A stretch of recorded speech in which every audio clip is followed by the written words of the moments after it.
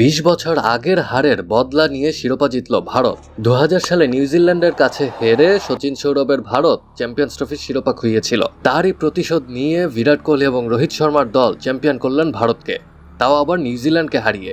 ভারতকে চ্যালেঞ্জ জানানোর জন্য যে সংগ্রহ প্রয়োজন ছিল ব্যাট হাতে সেটা পায়নি নিউজিল্যান্ড, আর বল হাতেও শুরুটা তেমন ভালো হয়নি। কিন্তু চিরায়ত লড়াকু মানসিকতার কিউইরা ফাইনালে লড়াই করেছে একদম শেষ পর্যন্ত।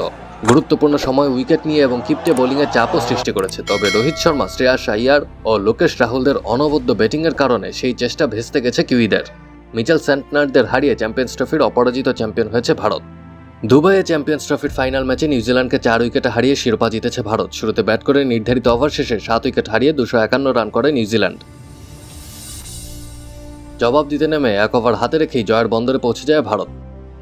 কিউইদের দেয়া মাঝারি লক্ষ্যে ব্যাট করতে নেমে উড়ন্ত শুরু পায় ভারত। পাওয়ার প্লেতে ম্যাট হেনরির উপস্থিতি ভালোভাবেই কাজে লাগিয়েছে ভারতের 2 ওপেনার রোহিত শর্মা এবং শুভমান গিল।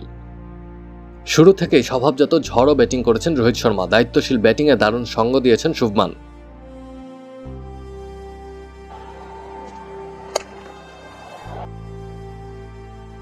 পাওয়ার প্লের পরেও দেখে শুনেই খেলেছে ভারত। দায়িত্বশীল ব্যাটিংয়ে 2 ওপেনার পার করেন 100 রান।